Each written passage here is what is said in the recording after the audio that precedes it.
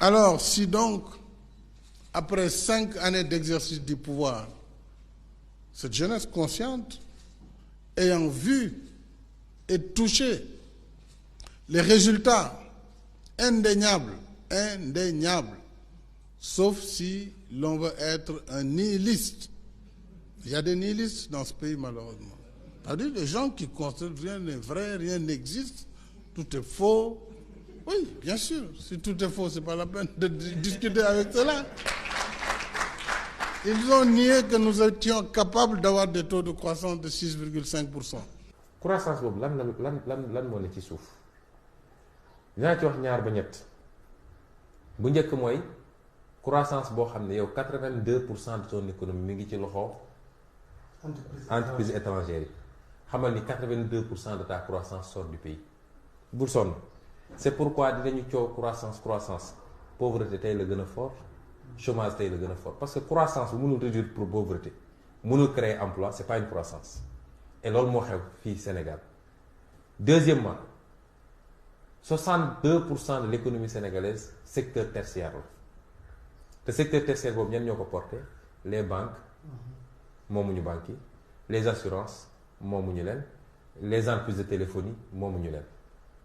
Rappelez-vous le débat qu'il y a eu après le discours à la nation en décembre 2015. Le débat pendant une semaine, 10 jours, pour prouver par des experts tombés du ciel qu'il était impossible d'avoir 6,5% de croissance, que c'était des chiffres maquillés, que ce n'était pas vrai, que l'autosuffisance en riz, c'était un rêve.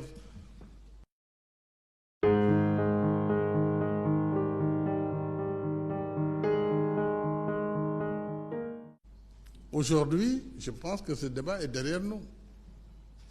Personne n'ose plus venir remettre en cause les chiffres de la croissance, où le Sénégal est deuxième en Afrique. Aujourd'hui, dis-moi, wax-moi pays africains yi zone UEMOA, ils ont projeté une croissance de 7,2. wax-moi biir UEMOA rek le Mali malgré li xew Mali yëpp Mali croissance a Burkina croissance a nga fa. Côte d'Ivoire croissance a nga fa. Togo croissance a nga fa amul fo amul croissance donc du njàmbarte. C'est à force d'effort, par une vision volontariste. Mais Sénégal su demee ba di bàkku ni secteur horticole mooy les fruits ak les légumes nga leen di exporter brut tu ne peux même pas transformer au Sénégal defar ay jus de fruits def ci ko ci canette exporter pour faire de la valeur ajoutée. On exporte brut des fruits. Dubaï defarul fruit su ñu exporter fruit mu dem foofu ñoom ñu defal ko ay canette ñëw jaay ñu ko fii. Fruit bi ñu jëndee woon 100 francs le kilo masalan ñu ñëw jaay ñu ko 500 francs canette bi mais ñàkk vision boobu ñu foog ni mën nañ développer avec ça. Au moment où nous prenions les rênes du pouvoir, le 2 avril 2012, les politiques en vigueur, c'était la stratégie nationale économique et sociale. Assemblée nationale dama ne Amadou Ba jox ma exemple benn réew ci àdduna boo xam ne développé wu na sans industrie benn mu ne teg di ma xool ma ne ko lan mooy seen politique industrielle et dans sa réponse mu ne oui j'avoue qu'il y a un problème avec l'industrie.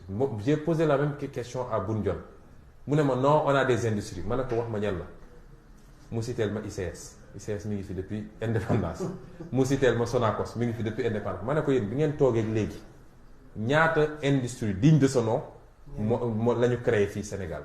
Nous devons avoir une ambition de transformer notre économie nationale et de faire du Sénégal une nation développée, un pays émergent. Tey vision développement Sénégal boo xam ne axé wul sur l'industrie et l'agriculture c'est pas une vision. PSE amul dara ci industrie. Ils vont te parler de hub industriel de Diamniadio pour la délocaliser des entreprises pour faire du montage ici. ñu àndil la ay carcasse auto nga monter c'est ça l'industrie. Ils n'ont aucune vision industrielle. Tubaab yi tàccu leen ne leen baax na bi ma déggee tubaab yi tàccu balaa may lire sax PSE dama ko lire de bout en bout di ko liiraat mais balaa loolu bi ma déggee tubaab yi tàccu laa ne plan bi baaxul. Tubaab yi lu ñu mus a tàccu. C'est dans leur intérêt boobu laa xam ne plan bi baaxul.